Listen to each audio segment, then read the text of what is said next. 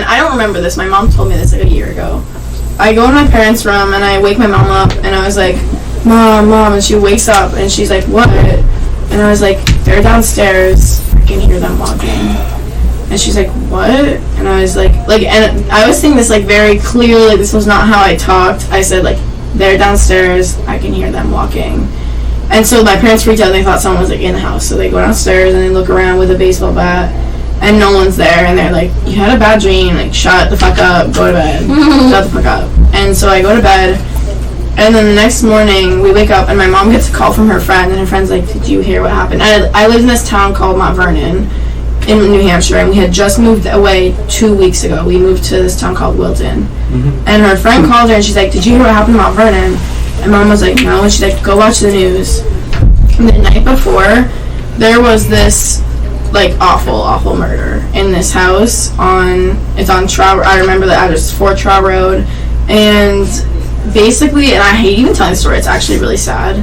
Basically what happened was there was this like, club of teenage boys. They called themselves Disciples of Destruction. They had this like club where they would break into people's houses and like steal shit, and they had these like fantasies about killing people. Like they were just a bunch of sociopaths that happened to find each other. And they live on the neighborhood? Yes, like they all live in the same town. This is like my hometown. It's the craziest murder that ever happened in New Hampshire, honestly. And like, so it was this group of 4 boys, and they broke into this house, and it was completely random. They didn't choose the house. They just went there because they were going to go to the neighbors, and the neighbor's door was locked. So they went to the next house.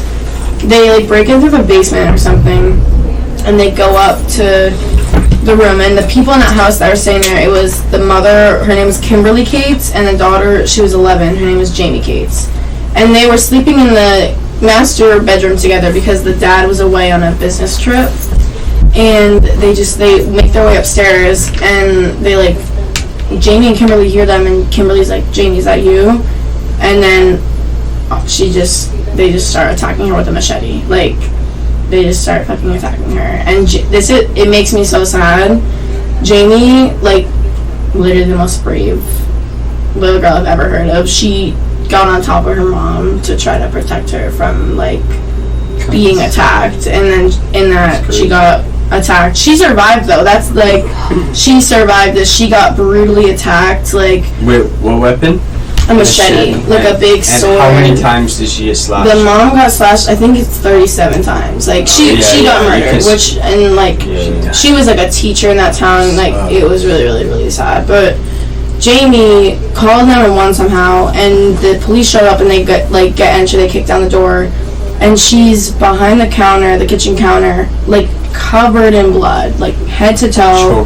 And she like can't even really talk, like because they got her throat really bad. Like there was like a golf ball size laceration in her throat, like from her ear to her, like the middle of her throat.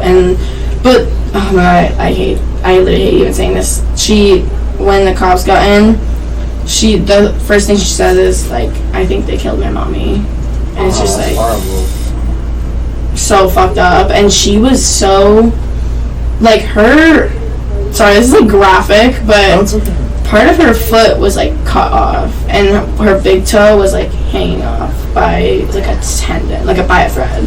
And like she had a bunch of cuts and slashes everywhere, but she survived, and she's actually doing really good now. She's like in college. She's a really good student. She's a strong person. She's she's actually my inspiration in life. Like, if I even got slashed in my face, I'd be like licking the every day sad. Dude, like, I don't know. She somehow made her way to the phone and like called them. It's crazy.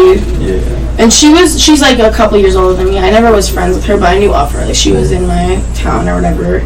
But yeah, I guess the whole point of that is just like, that night I like woke my parents up at the same exact time that the attack happened, and I was like, they're downstairs and I can hear them walking.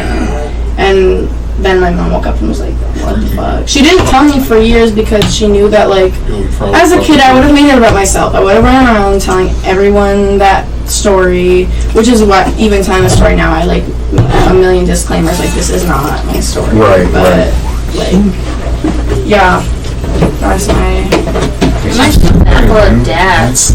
Yeah, I know. Like, when you're in the business, you're gonna come back home. Like, he must feel guilt. It's obviously not his fault, but like, if I was there.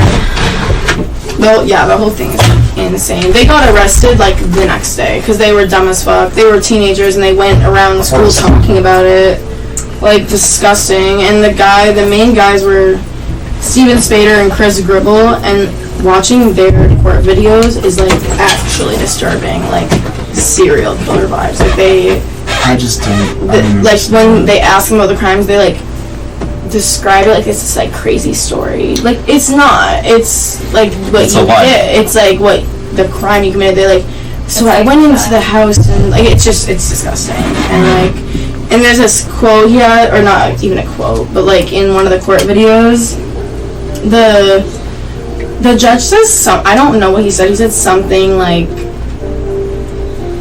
I really don't remember what he said, but Chris starts laughing in the courtroom, and the judge's like, what do you find funny about this, like, at all? Like, what is funny to you? And he's like, I just think it's funny that you guys don't know what I'm capable of.